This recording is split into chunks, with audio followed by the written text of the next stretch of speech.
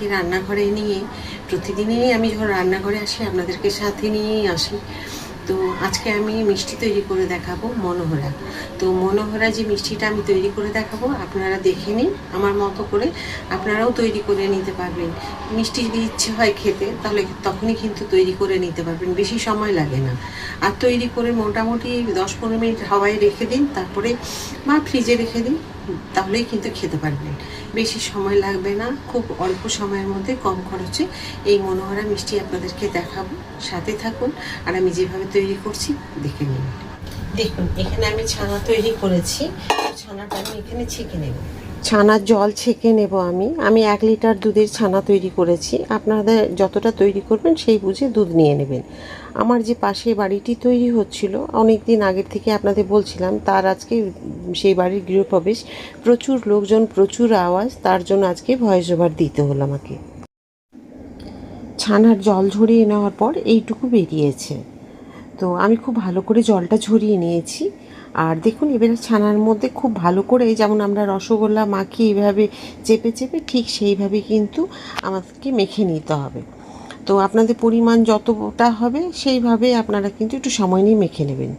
দিয়ে দিলাম একটু চায় খাওয়ার গুঁড়ো দুধ, আর দিয়ে দিলাম একটু বড় এলাচের দানা গুঁড়ো করে, 3 চামচ চিনি দিয়ে দিলাম, চাইলে আপনারা গুঁড়ো চিনিও দিতে পারেন। দিয়ে আবার কিন্তু খুব সুন্দর করে হাত দিয়ে চেপে চেপে একটুখানি মেখে নিতে হবে। দেখুন এই রকম মোলায়েম হয়ে যাবে মাখাটা। তো এভাবে মাখার পরে আমি কড়াই এখন দিয়ে দিলাম, গ্যাস জ্বালাইনি। এবারে গ্যাস জ্বালিয়ে নিলাম, নিয়ে একদম লো ফ্লেমে দেখুন আমি কিন্তু এটাকে রেডি করে নেব, পাকটা তৈরি করে নেব। কারণ হাই ফ্লেমে বা মিডিয়াম ফ্লেমে দিলে এটা লাল হয়ে যাবে, আর লাল হয়ে গেলে দেখতে ভালো লাগবে না। তো সেই কারণে একটু টাইম নিয়ে এটাকে রেডি করে নিতে হবে। পরিমাণ যদি আপনাদের অনেকটা থাকে তখন মিডিয়াম ফ্লেমে রেখে সামনে দাঁড়িয়ে থেকে রেডি করতে হবে। আর এটার পরিমাণ কম বলে একটুখানি সময়ে হয়ে যাবে। তো দেখুন আমার এটা কিন্তু খুব সুন্দর পাকটা রেডি হয়ে গেছে, একদম সুন্দর হয়ে গেছে। এখন এবারে আমি গ্যাসটা কিন্তু অফ করে দেব, করে দিয়ে আর আমি এটা থালার মধ্যে ঢেলে নিলাম। থালায় ঢেলে নিয়ে এটাকে একটু ঠান্ডা করে নেব। ঠান্ডা না করলে কিন্তু হাতে ধরতে পারবো না, কারণ এটা আবার হাতে ধরে একটুখানি বেশ ভালো করে মেখে নিতে হবে চেপে চেপে। এই যে দেখুন ঠান্ডা করে নিলাম। আবার দিয়ে দিলাম 1 চামচ গুঁড়ো দুধ। এই গুঁড়ো দুধটা দেওয়ার কারণে মিষ্টির স্বাদটা কিন্তু আরও সুন্দর হয়। তো আবার কিন্তু দিয়ে দেওয়ার পরে এটাকে সুন্দরভাবে আমাকে হাত দিয়ে চেপে চেপে সুন্দর করে মেখে নিতে হবে। তবে হ্যাঁ, টেনে টেনে মাখার দরকার নেই, এইভাবে আটা মাখি যে এরকমভাবে, এইরকমভাবে আমাদেরকে মেখে নিলেই হয়ে যাবে।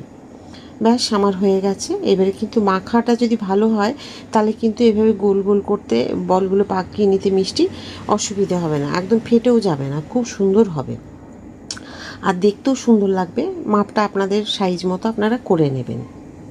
এগুলো সব ভাগ করে নেওয়ার পরে ঠিক এইভাবে হাত দিয়ে গোল গোল করে নেবেন, এই যে এরকম করে। এই দেখুন যদি মাখা ঠিকঠাক হয় তখন দেখবেন এইরকম করে নিলে সুন্দরভাবে। আমি একটু কম 1 কাপ চিনি দিলাম, এই যে দেখুন 1 কাপ চিনি দিলাম, একটু কম। যা চিনি দিলাম, চিনি যতটা দিয়েছি তার অর্ধেক জল দিয়েছি। এই যে দেখুন চিনির রসটা কিন্তু এরকম হতে হবে যাতে অন্তত চিটচিটেটা হয়, একদম মানে একটার এইরকম মতো হবে। এই যে দেখুন এইরকম। আমি গ্যাস অফ করে দিলাম, একটু ঠান্ডা হয়ে যায়, তাহলে এখানে দেওয়া মাত্র নষ্ট হয়ে যেতে পারে মিষ্টিটা। এই যে দেখুন এইরকম গাঢ় হবে। এই থালাটার মধ্যে আমি একটু ঘি মাখিয়ে নিয়েছি, এই যে দেখুন, এই যে ঘি মাখিয়ে নিয়েছি। এবার আমি দেখুন একটু যেই ঠান্ডা হয়ে যাবে, আর একটু ঠান্ডা হোক, তখন আপনাদের দেখাবো আমি কি করছি। একটা এইভাবে দিলাম, দিয়ে এইভাবে আমি রসটা ওর গায়ের মধ্যে ছড়িয়ে,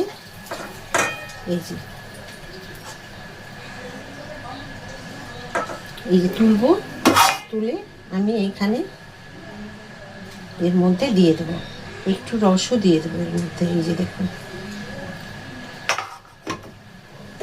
আবার একটা দেব। এইভাবে,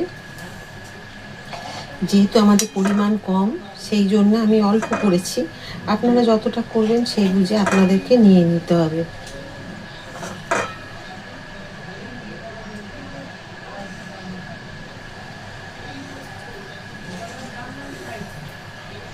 উপর থেকে এইরকমভাবে একটু দিয়ে দেবেন।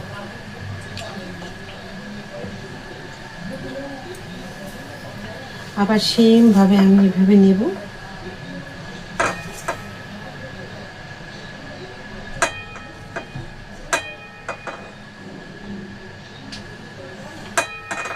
আপনারা এখানে বাটার পেপারও দিতে পারেন। দেখুন এভাবে আমি নিয়ে নিয়েছি। আমি 15-20 মিনিট হাওয়াতে রেখে দেবো। এখনই দেখুন কি সুন্দর সাইড দিয়ে চিনিগুলো একদম জমে গেছে। তো এটা সবার প্রথম করেছিলাম, এই যেটা। তো আগে হয়ে যায়, তারপর আপনাদের দেখাবো। দেখুন কতটা সহজে উঠে আসছে, আর দেখতে কি সুন্দর হয়েছে। এই যে দেখুন, এই যে এটা আর একটু সময় রাখতে হবে, কিন্তু আমার তো মন উতলা হয়ে গেছে আপনাদেরকে দেখাবো বলে। এই যে দেখুন, যাই হোক আমি তুলে নিই এগুলো সব প্লেটে। দেখুন আমি না ভিডিও করে নিয়েছি, আর একটা ভেঙেছি, সেটা আপনাদের দেখাতে পারলাম না। মনে হলো যেন আমি দেখিয়েছি, ভিডিও করেছি। যাই হোক, আমি আরেকটা ভাঙতে খুব খারাপ লাগছে, তবু ভেঙে দেখাই আপনাদের। এই যে দেখুন কি সুন্দর চিনির স্তরটা দেখুন দেখা যাচ্ছে। এই যে কত সুন্দর হয়েছে। এটা যখন ভেঙে দেখালাম, হয়তো আমি ভিডিওটা করিনি, ভুলে গেছিলাম অন করতে। আমরা তো তাড়াহুড়োর মধ্যে ভুলে যাই অনেক কিছু, তো সেই কারণে এই যে দেখুন এটা ভেঙে দেখালাম। আবার এটা দেখিয়ে দিচ্ছি, এই দেখুন। তো আজকে মনোহরা মিষ্টি আপনাদের সকলের কেমন লেগেছে কিন্তু কমেন্ট করতে ভুলবেন না। একবার তৈরি করে খান। দেখেছেন তো খুব সহজভাবে আপনাদেরকে দেখিয়েছি। মিষ্টিটা খুব সহজ, আপনারাও তৈরি করতে পারবেন। এইভাবে তৈরি করুন। যদি মনে হয় যে প্রথমবার পারবো না, তো 500 গ্রাম দুধ নিয়েই করুন, তো খুব ভালো হবে খেতে। আর তখন দেখবেন আপনারা ইচ্ছে হলে কিন্তু মিষ্টিটা ঝটপট তৈরি করে নিতে পারবেন। শুধু রাখবেন যতক্ষণ না ঠান্ডা হয়ে চিনির স্তরটা বেশ শুকনো হয়ে যাচ্ছে, ততক্ষণ একটু রেখে দেবেন। চিনি যদি পাকটা ঠিক করতে পারেন, তাহলে কিন্তু 10-15 মিনিট রাখলেই হয়ে যায়। তো চাইলে ফ্রিজেও রেখে দিতে পারেন 10 মিনিট। তো আমার হয়ে গেছে। আশা করি আপনাদের সকলেরই ভালো লেগেছে মনোহরা মিষ্টি। আর যদি ভালো লেগে থাকে একবার তৈরি করে খান। আর ফেসবুক থেকে যদি দেখে থাকেন ফলো করে দেবেন। ইউটিউব থেকে দেখলে লাইক, সাবস্ক্রাইব, শেয়ার করে আমার সাথে থাকবেন। আবার একটা নতুন কিছু রান্না নিয়ে আপনাদের সকলের কাছে আমি চলে আসবো। সবাই খুব ভালো থাকুন। রাধা রাধা।